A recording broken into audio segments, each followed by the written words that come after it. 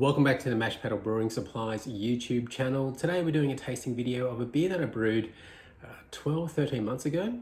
It's a partial mash and the style is a Grisette. Now a Grisette is a French style, Belgian style beer. It's a bit of a cross between a Saisons and a Berliner Weiss. I'm a big fan of both of those beers, and I remember trying a Grisette a few months before I came up with the recipe, and I really enjoyed it, and I thought, well, let's give this one a crack.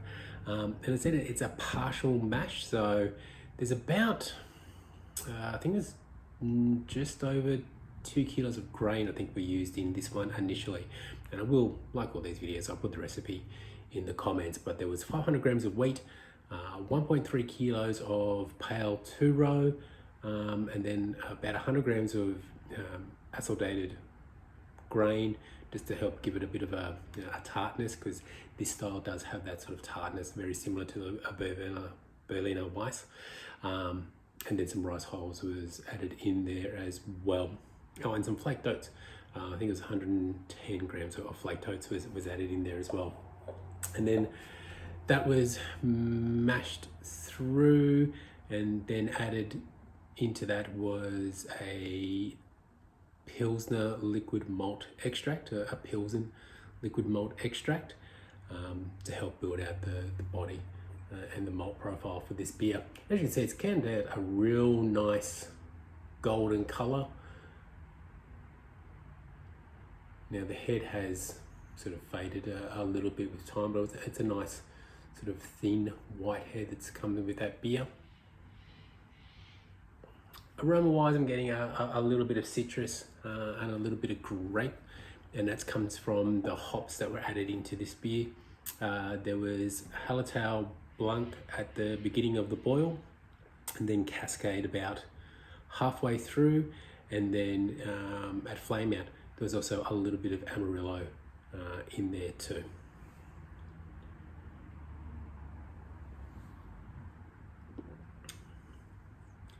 Flavor wise, you're getting a nice light body, not much hop flavor or bitterness, and from memory I think all up there might have been 65 grams of hops all up in a 21 litre batch, so very lightly hopped, but there is that drying and tartness to the beer, which, as I said, that's kind of what you're going to expect from a Grisette, and the same as what I would expect from a Berliner Weiss, and a little bit from a Saison as well. There is that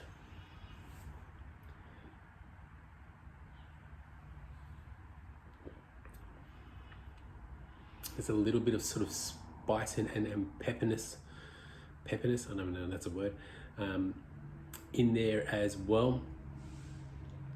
Now I would say that this beer has improved with time, and sometimes beers will get better with age and some beers obviously won't, and this one has. At 4.5%, it's a pretty easy drinking beer, and it was, again, the idea behind it.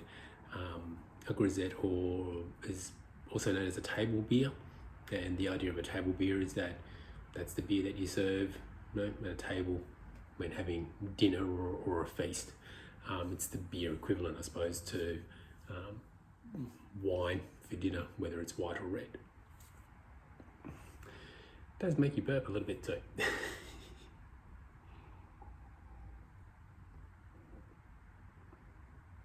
As I said, I was really happy with how this turned out. It's probably, in all the beers that I've made so far, I'd say this is definitely top 5.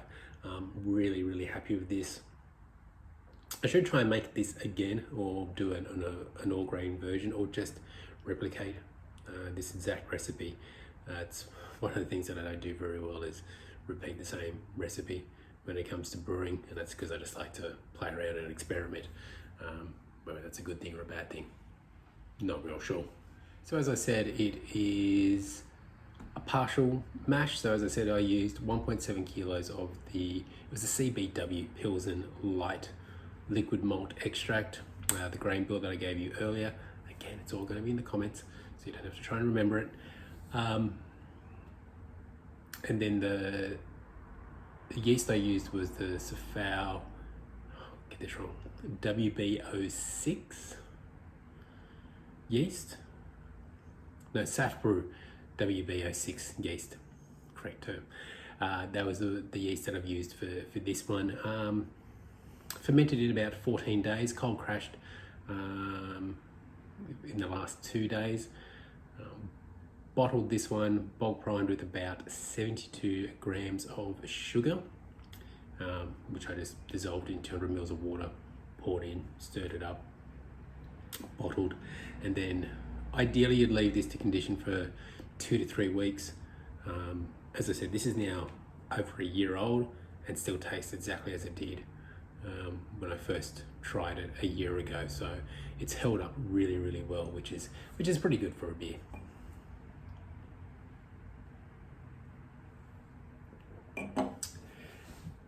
So as I said, the recipe will be down below. If you want to make this one yourself, by all means, have a crack at it. If you want some tips and advice, by all means, drop us a line at cheers@mashpaddlebrewing.com.au, and I'll gladly answer any emails and queries that you may have in regards to this particular beer. While we're at it, obviously like and subscribe the YouTube channel. Go follow us on socials, on Facebook and at Instagram at mashpaddlebrewing.com, because that's a website. But also go to the website, mashpaddlebrewing.com.au. Thanks very much for watching today, guys, and we'll catch you again in the next video. Cheers.